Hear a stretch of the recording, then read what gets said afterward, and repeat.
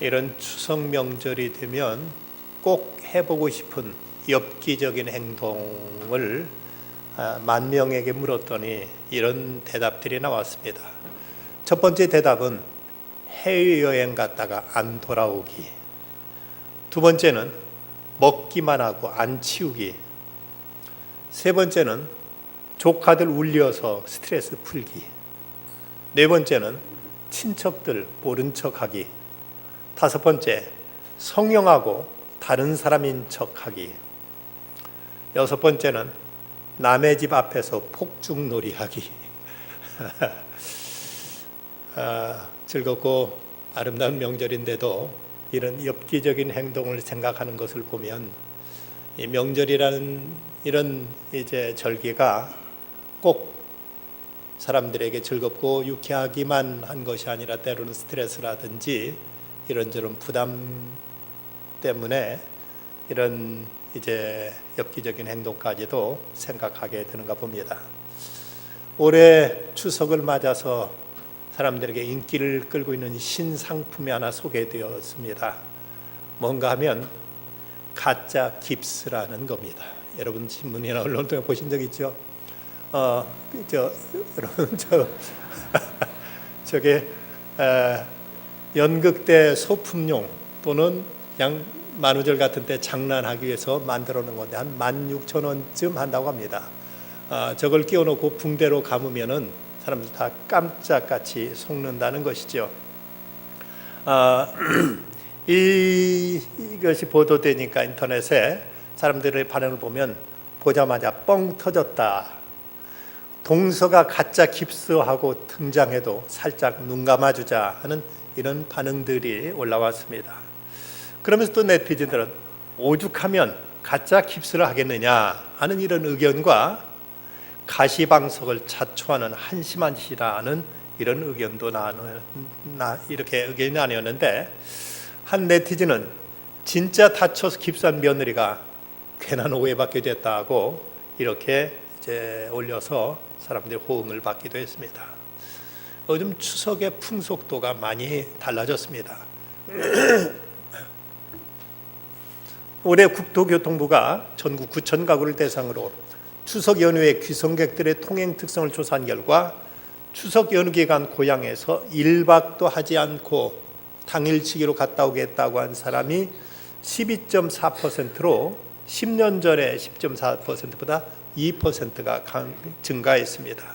그리고 1박 2일만 다녀오겠다는 사람은 32.2%, 또 2박 3일 동안 다녀오겠다가 29.9%, 3박 4일 이상 다녀오겠다는 장기 체류자는 이제 전에는 40.3%에서 25.5% 무려 14.8%나 감소했습니다. 그리고 대신 명절 때 고향은 가지 않고 여행 갔다 오겠다는 사람도 2.3%나 되고, 역귀성, 오히려 시골서 도시로 부모들이 올라오는 역귀성은 13.8%로 10년 사이에 무려 60%나 급증했습니다. 지금은 그 고속도로의 개통, 신규 고속도로 개통과 도로 여건이 좋아져서 추석 연휴 기간 고속도로에서 보내는 연체돼 가지고 보내는 시간이 평균 3시간 정도 줄었다고 합니다. 그런데도 불구하고 고향을 찾는 사람들의 숫자는 이렇게 현저하게 줄어들었습니다. 여러분, 반복이라는 말 혹시 들어보셨습니까? 옛날 유교적인 전통 문화 속에서 여인들이 바깥 출입이 쉽지 않고, 또 이제 출가 여인이라고 한번 시집 가면은 친정 나들이 하는 것도 원활치 못해서 이런 명절 되면은 멀리 살고 있는 친정까지 가지 못하고 친정 부모에게 연락해서 중간에서 만난다고 해서 반복이, 아니면 반나절만 잠깐 보고 온다고 해서 반복이란 말이 생겼습니다. 전통 유교 사회 속에서 이제 출가위원회 법도를 지키기 위해 이런 세시 명절에서도 제대로 친정 나들이조차도 제대로 하지 못하고 중간에서 겨우 가서 얼굴만 보고 왔던 이런 우리들의 할머니 세대들이 있었던 것을 생각하면 요즘은 도리어 시댁은 당일치기로 다녀오고 나머지는 친정 가서 이제 놀다 오는 이런 가정도 많다고 하는 소리를 들어보면 참 격세지감을 느끼게 합니다. 이상국 시인이 쓴 아버지 집으로 가고 싶다라는 이런 시가 있습니다. 부엌 옆에 마구간 달린 아버지 집을 떠나 마당도 굴뚝도 없는 아파트에 살며 나는 그게 자랑인 줄 알았다. 이제는 그 부드러운 풀 이름도 거반 잊었지만 봄 뚝길에 새풀이 무성할 때면 우리 소 생각난다. 어떤 날 저녁에는 꼴찜 찌고 돌아오는 아버지 늦는다고 동네가 떠나갈 듯 울은 울음소리도 들었다. 이제는 그 소도 아버지도 다 졸업했다고. 이 도시의 시민이 되어 산지 오래인데도 우리 소 잘 먹던 풀밭 만나면 한 짐 베어지고 그만 아버지 집으로 돌아가고 싶다. 문득 고향집으로 이대로 달려가고 싶은 이런 충동을 느끼게 하는 서정적인 시입니다. 오늘 잠언서 말씀은 지혜왕 솔로몬이 그의 인생의 노년에 사랑하는 아들에게, 자식들에게 인생을 어떻게 살 것인가 하는 인생의 지혜를 가르친 내용이 잠언서 말씀입니다. 여기서 먼저 1절에서 아들들아 아비의 훈계를 들으며 명철을 얻게 주의하라고 말씀하고 있습니다.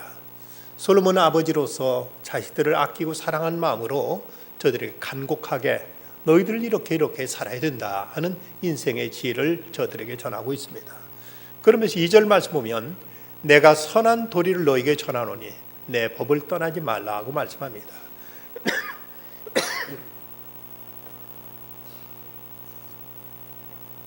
여기 선한 도리라는 말은 아버지가 자식에게 가르치는 모든 교훈, 그것은 그 자체가 다 선한 의도에서 나온 가르침이라는 이런 뜻으로 선한 도리라고 이렇게 말씀하고 있습니다.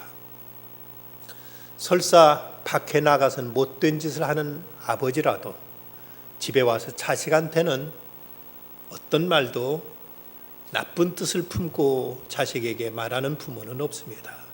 자식에 대해서는 부모의 모든 마음은 그 자체가 선임을 이렇게 말하고 있습니다. 여기서 3절에 보면 나도 내 아버지에게 아들이었고 내 어머니 보기에 유약한 외아들이었노라. 솔로몬은 당대 세계 최강대국의 막강한 군주로서 그 힘과 능력을 이제 떨치고 있었지만 그러나 자기도 아버지 앞에서는 유약한 아들이었고 어머니 앞에는 그저 철없는 이제 외아들 철부지에 지나지 않았다고 이렇게 말하고 있습니다. 부모의 양육과 염려 속에 자랐던 자신을 나타내는 이 겸손의 표현이기도 합니다. 이야기는 마치 70세 노인이 바깥 나들이 하려고 나갈 때 90세 되신 아버지가 얘야 나가서 길 조심해라 하는 이런 그 부모의 간곡한 심정을 나타내는 표현이기도 합니다. 그러면서 아버지가 내게 가르쳐 이르기를 내 말을 내 마음에 두라 내 명령을 지키라 그러면 살리라고 말씀하고 있습니다. 자신도 그 아버지의 교훈과 훈계를 받고 자랐기에 이제 자기도 자식들에게 너희들 앞으로 세상에 살아갈 동안 이렇게 살아야 된다 하고 인생의 참된 가치와 교훈을 저들에게 전하고 있는 것입니다. 우리가 이런 추석 명절을 맞아 이제 부모님 찾아뵈면서 하나님 명하시는 대로 부모님으로부터 인생의 참된 지혜를 배울 수 있어야 됩니다. 그저 쇠고기 몇 근이나 사가고 용돈 몇 푼 드리는 것으로 자식된 도리를 다했다고 우리가 자임해서는 안 됩니다. 어쩌면 이것보다 더 중요한 것이 있다면 부모님께 찾아가 공손히 인사드리고 그분들이 우리에게 주시는 교훈, 그분들이 우리에게 타이르는 말씀들을 공손히 받고 거기서 인생의 지혜를 배우고 그분들을 공경하고 받드는 자세가 더 중요한 자세요. 이것이 어쩌면 우리가 이런 민속 명절을 지키는 우리들의 도리라고 얘기할 수 있습니다. 그러면 우리는 추석을 맞으면서 우리가 배우고 지켜야 될 교훈은 무엇인가? 이 본문 말씀을 통해서 먼저 우리가 배우는 것은 부모를 공경하라는 것입니다. 1절 말씀, 아들들아 아비의 훈계를 들으며 명철 얻기에 주의하라고 말씀하고 있습니다. 부모님을 공경하는 첫 걸음은 부모님의 훈계를 듣는 데서부터 시작된다고 말씀합니다. 이 공경한다는 이 말은 히브리어의 카베드인데 이건 존경하다, 영광되게 하다는 뜻의 카바드의 명령 형태로 쓰여진 것으로서 하나님을 경외할 때 쓰이는 말인데 이제 부모를 대하기를 마치 하나님 모시듯 하나님 대하듯 이렇게 대하라는 의도로 이제 쓰여져 있는 말씀입니다. 부모님을 하늘처럼 받들라는 말씀. 추석을 통해서도 우리가 부모님의 그분들의 위치, 그분들의 지위, 그분들의 이제 사랑을 마음에 새기고 그분들을 공경한 자세로 이런 명절을 맞으라고 말씀합니다. 부모는 우리에게 먼저 생명을 주신 분입니다. 우리들의 생명의 뿌리가 되신 분이요, 또 우리 인생의 선배가 되시는 분입니다. 그들이 먼저 살았고 내 무의식적인 세계, 내 세계관, 가치관, 때로는 믿음, 사람들의 표본을 그분들이 만들어 주셨습니다. 그래서 내 딴에는 내가 이제 현대 교육을 받아서 내가 더 많은 것 아는다고 이렇게 자임할 수 있지만, 그러나 적어도 그분들은 몇십 년을 우리보다 먼저 사셔서 많은 것을 경험하신 분들이기에 그분들의 인생의 이제 그 삶을 통해 배어난 지혜, 그분들의 교훈을 이제 공손히 배우라고 말씀합니다. 여러분, 우리가 살아오면서 많은 걸 경험하고 겪으면서 우리들은 인생을 배워갑니다. 그런데 아직 우리들은 이제 인생을 못 다 살았기 때문에 우리보다 훨씬 더 많은 인생을 산 분들의 그분의 이제 인생의 철학에 우러난 그 교훈을 배우고 본받을 것을 말씀하는 것입니다. 제가 아는 어느 선배 목사님이 그런 소리 하는 걸 들었습니다. 어느 젊은 친구가 좀 건방지게 구니까 한마디 일갈하듯이 이제 야단친 말씀이, 너 젊어봤냐? 나 젊어봤다. 너 늙어봤냐? 너 아직 못 늙어봤지? 야, 인마 까불지 마라 하고 이렇게 말했다는 것이죠. 여러분, 우리는 우리 나이 때까지만 살아봤지 우리 부모님 세대까지 살아보지 못했습니다. 그렇다면 그분들의 세대는 우리가 모르는 거죠. 그분들의 인생을 통해서 배운 모든 것들을 우리는 미처 모르기에 그분들의 교훈을 달게 받으라고 이렇게 말씀하시는 것입니다. 어떤 그 작자 미상에 아버지가 아들에게 보내는 삶의 시의 27가지라는 이런 글이 있습니다. 참으로 인생의 많은 경험을 통해서 배어난 귀한 지혜들이 담겨 있습니다. 약속 시간 늦는 사람하고는 동업하지 말거라. 시간 약속 지키지 않는 사람 모든 약속을 지키지 않는다. 어려서부터 오빠라고 부르는 여자아이들 많이 만들어 놓거라. 그 중에 하나둘은 안 그랬다면 말도 붙이기 어려울 만큼 예쁜 아가씨로 자랄 것이다. 목욕할 때는 다리 사이와 겨드랑이를 깨끗이 씻거라. 치질과 냄새로 고생하는 일이 없을 것이다. 식당에 가서 맛있는 식사를 하거든 주방장에게 간단한 메모로 칭찬해 주어라. 주방장이 자기 직업을 행복할 것이고 너는 항상 좋은 음식 먹게 될 것이다. 좋은 그를 만나거든 반드시 추천하거라. 너도 행복하고 세상도 행복해진다. 여자아이들에게 짓궂게 하지 말거라. 신사는 어린 여자나 나이 든 여자나 다 좋아한단다. 양치질을 거르면 안 된다. 하지만 빡빡 닦진 말거라. 평생 즐거움에 반은 먹는 것이 있단다. 노래하고 춤추는 것을 부끄러워하지 말거라. 친구가 너를 어려워하지 않을 것이며 아내가 즐거워할 것이다. 하나님을 찾아보거라. 어려운 말을 사용하는 사람과 너무 예의 바른 사람 집에 초대하지 말아라. 굳이 일부러 피곤함을 만들 필요는 없단다. 똥은 아침에 일어나자마자 누거라. 일주일만 억지로 해보면 평생 뱃속이 편하고 밖에 나가 창피당할 일이 없다. 가까운 친구라도 남의 말을 전하는 사람에겐 절대로 속을 보이지 마라. 그 사람이 바로 내 흉을 보고 다닌단다. 나이 들어가는 것도 청춘만큼이나 재미있단다. 그러니 겁먹지 말거라. 사실 청춘은 청춘 그 자체를 빼고는 다 별것 아니란다.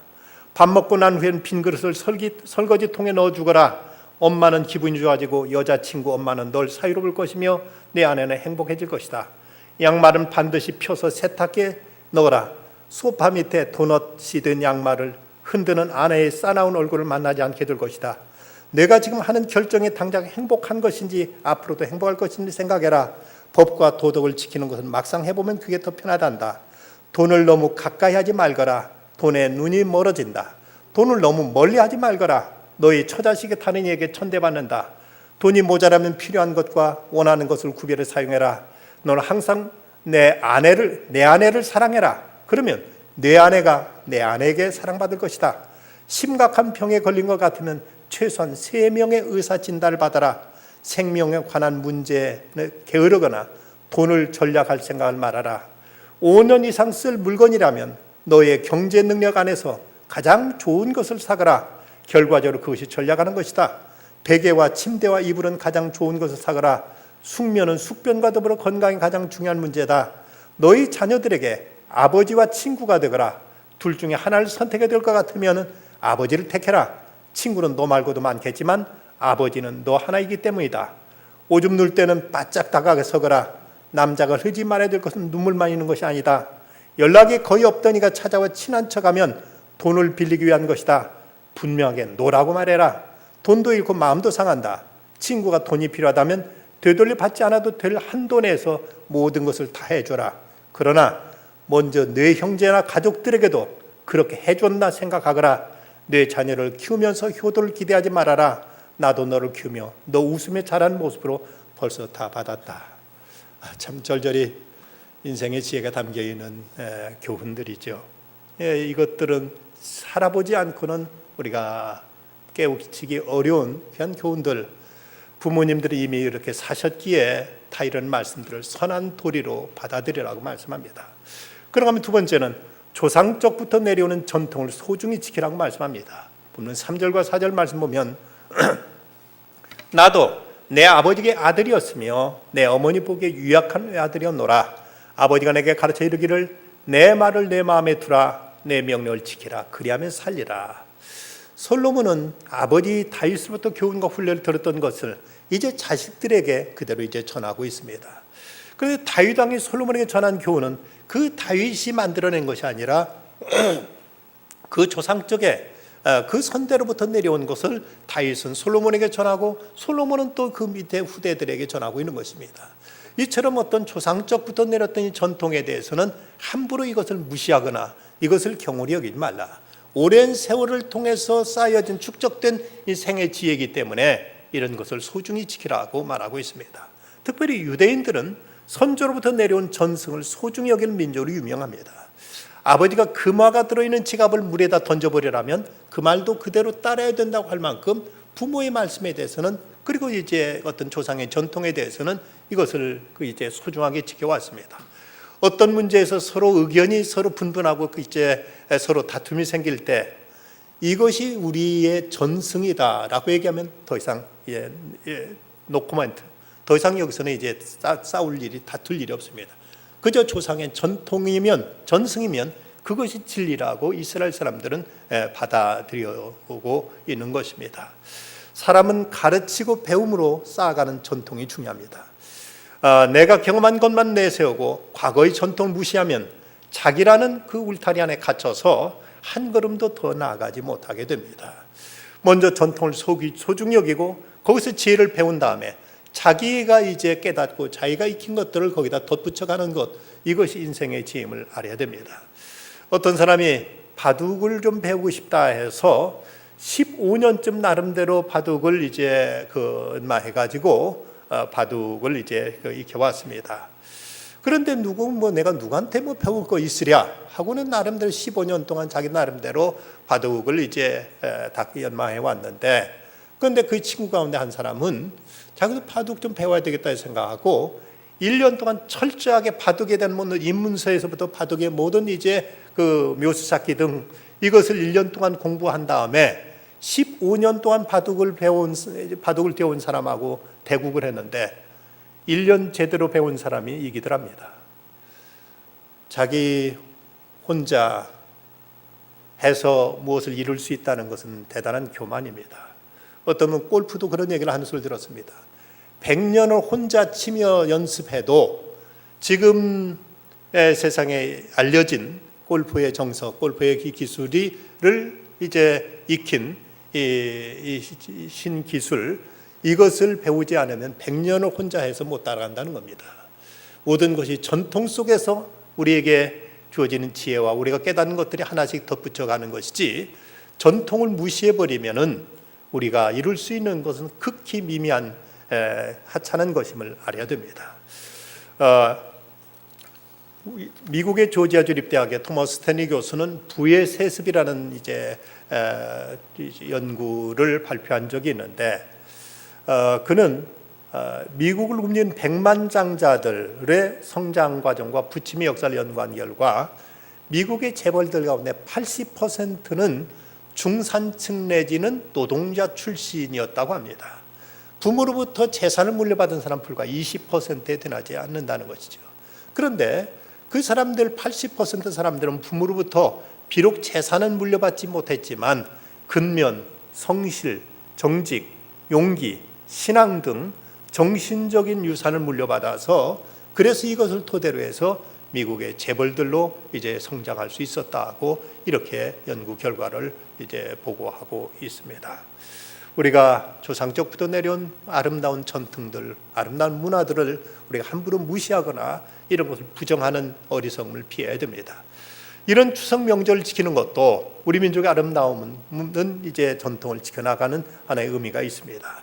현대 도시 산업 사회에서 농사지어서 추수하는 사람들이 그리 많지 않고 옛날처럼 지역 혈연 공동체로 살아가는 것은 아니지만, 그래도 이런 명절을 통해서 우리는 한민족의 뿌리를 생각하고 조상적부터 내려온 문화와 전통을 그대로 이어가는 의미가 있습니다. 이런 절기를 통해서 조상의 음덕을 마음에 새기고 가정의 소중함을 우리가 다시 깨닫게 되고, 또 자기가 태어나고 어릴 적에 자랐던 고향을 찾아서 자기 집안의 뿌리를 생각하는 이런 의미에서 명절은 우리에게 소중한 정치적인 가치를 전해주고 있습니다. 이런 명절을 통해서 옛날 다윗을 통해서 솔로몬은 교훈을 배웠고, 그걸 또 자식들에게 물려주는 것처럼 이런 민족의 전통과 그리고 신앙적인 이런 유산들을 아름답게 전승하는 자세가 필요하다고 말하고 있습니다. 그리고 끝으로 하나님을 경외하며 우리에게 결실을 주신 것에 대해서 감사하라고 이렇게 말씀하고 있습니다. 본문 7절부터 9절 말씀 보면, 지혜가 제일이니 지혜를 얻으라. 내가 얻은 모든 것을 가지고 명철을 얻을지니라. 그를 높이라. 그러면 그가 너를 높이 들리라. 말 그를 품으면 그가 너를 영화롭게 하리라. 그가 아름다운 관을 내 머리에 두겠고 영화로운 면류관을 내게 주리라 하셨느니라. 성경에서 말씀하는 참된 지혜는 무엇일까? 여기에 대해서 잠언서는 여호와를 경외하는 것이 지혜의 근본이요 거룩하신 자를 아는 것이 명철이다 말씀하고 있습니다. 추석과 가장 유사한 절기를 성경에 찾자면 아마도 수장절 또는 장막절이라고 말할 수 있을 것입니다. 이 절기를 지키는 도리에 대해 성경은 이렇게 말씀합니다. 내 하나님 여호와께서 택하신 곳에서 너는 이래 동안 내 하나님 여호와 앞에 절기를 지키고 내 하나님 여호와께서 내 모든 소출과 내 손에 행한 모든 일에 복 주실 것이니 너는 온전히 즐거워할지니라. 초막절을 감사의 절기로 지켰던 것처럼 우리는 이 추석을 맞이하면서 하나님 올해도 이만큼 곡식을 거두게 하시고 이만큼 결실하도록 여기까지 돌보신 하나님의 은혜를 생각하면서 이에 대해서 감사할 수 있어야 될 것입니다. 우리 이 땅의 육신의 부모뿐만 아니라 하늘 아버지 은혜와 사랑을 깨닫고 그분께 감사할 수 있어야 될 것입니다. 캐나다의 가정사역자인 베리 애덤스는 그의 아버지 사랑의 편지라는 글을 통해서 하나님 아버지의 마음을 이렇게 성경 말씀을 이어서 우리에게 전하고 있습니다. 여러분 눈으로 한번 따라 읽어보시죠. 나의 아이야, 내가 날 아는지 모르겠으나 나는 너의 모든 것을 알고 있단다. 난 내가 앉아있을 때와 그리고 일어설 때를 알고 너의 모든 길을 너무나 잘 알고 있으며 너의 머리카락 수도 다 셀 수 있는 것은 내가 나의 형상을 따라 지어졌기 때문이란다. 너를 향한 나의 생각은 바다의 모래와 같이 셀 수 없단다. 너로 인한 기쁨을 이기지 못해 난 노래를 부르기도 하지. 난 결코 내게 좋은 일을 하는 것을 멈추지 않을 것이다. 집에 오너라. 내가 너를 위해 아주 커다란 잔치를 할 수 있도록 나는 항상 너의 아버지였고 또한 그것은 앞으로도 변하지 않을 것이다. 얘야, 내 아이가 돼주겠니? 내가 오길 기다리며. 너를 사랑하는 아버지로부터 하나님 아버지의 사랑, 그분의 은혜, 그분의 귀하신 섭리를 우리는 깨닫고 감사드릴 수 있는 이런 절기가 되어야 됩니다. 생각해보면 지난 여름에 그 뜨거웠던 무더위도 그 모든 폭풍과 비바람도 이제 어쩌면 다 우리에게 필요한 것이었고 이 가을의 결실을 위한 밑거름이 되었습니다. 이 모든 걸 인해 하나님께 감사할 수 있어야 될 것입니다. 농사라는 것은 농부의 손에 의해서만 되어진다고 생각하기 쉽지만 어떤 학자는 하나님의 곡식이 땅에 떨어져서 이것이 결실하는 모든 전 과정에 있어서 농부가 여기에 기여한 몫은 불과 14만 분의 1에 지나지 않는다고 이렇게 얘기했습니다. 나머지는 다 천부적인 것이란 얘기죠. 땅이란 토지를 사람이 만든 것 아닙니다. 씨앗이란 생명을 사람이 만든 것이 아닙니다. 위로 내려붙는 햇볕도 사람이 만드는 것이 아닙니다. 그리고 온갖 비며 모든 토양의 거름들, 이 모든 게 다 천부적인 것이고 그저 농부가 한 것이란 땅을 헤집고 씨앗을 집어넣은 것 외에는, 그리고 좀 풀 좀 뽑아주고 김매준 것 외에는 사람이 한 것이 없습니다. 모든 것이 다 하늘로부터 주어진 것이라면 이 모든 것이 하나님의 은혜로 알고 이걸 깨닫고 감사할 줄 아는 자세, 이것이 곧 우리의 믿음의 태도임을 성경 가르치고 있습니다. 성경은 효도에 따른 축복을 이렇게 약속합니다. 먼저는 장수의 축복입니다. 십계명에 보면 내 부모를 공경하라. 그럼 내가 하나님 여호와가 내게 준 땅에서 내 생명의 길리라. 장수하는 가정들을 보면 대체로 효도하는 가정들입니다. 미국에서 100살 이상 장수한 사람들을 다 조사해 봤더니 거의가 부모하고 바른 관계를 맺은 사람들이라는 것입니다. 부모와 올바른 관계 맺는 사람이, 이런 사람이 건강도 이제 유지할 수 있음을 얘기합니다. 또 효도하는 사람이 지혜와 명철을 얻는다고 말씀합니다. 본문 9절 말씀, 아들들아 아비의 훈계를 듣는 명철을 얻기에 주의하라고 말씀하는데 아버지 훈계를 듣는 것이 곧 명철입니다. 효도함으로써 부모님의 모든 지혜를 배우게 됩니다. 부모님 말씀을 들으면서 그는 그 많은 경험과 또 실패와 역경에서 얻은 소중한 지혜를 그대로 내 것으로 삼을 수 있게 되는 것입니다. 반대로 부모님 말씀을 거역하면 어리석고 고집스러워지고 이제 교만한 사람이 되어서 결국 인격 파탄을 맞게 되고 맙니다. 어떤 불효에 대한 심판이, 어쩌면 불효에 대한 심판은 어리석음으로 내려진다고 말할 수 있을 것입니다. 또 효도하는 사람에게 명예와 영광도 주어집니다. 잠언서 1장 8절 9절 말씀, 내 아들아 내 아비의 훈계를 들으며 내 어머니의 법을 떠나지 말라. 이는 내 머리에 아름다운 관이요 내 목에 금사슬이니라고 말씀합니다. 어떤 큰 회사를 경영하는 이제 회사 사장님은 자기 회사가 잘 되는 이유는 좋은 사람들을 뽑기 때문이다. 그런데 자기가 뽑는 좋은 사람의 기준은 이 사람이 효자로서 연세 많으신 부모님을 잘 모시고 있는가 하는 걸 통해서 이제 알아본다는 겁니다. 가정에서 부모 제대로 공경하는 사람이 회사에서도 똑바로 성실하게 일하지, 가정에서 제 부모 하나도 제대로 모시지 못하는 사람이 회사에서 성실하게 일할 리 없다는 나름대로 이런 기준을 가지고 그는 철저하게 가정에서 부모의 관계를 이걸 토대로 해서 사원을 채용한다는 것입니다. 우리 가정의 복되기를 원한다면 효도할 것입니다.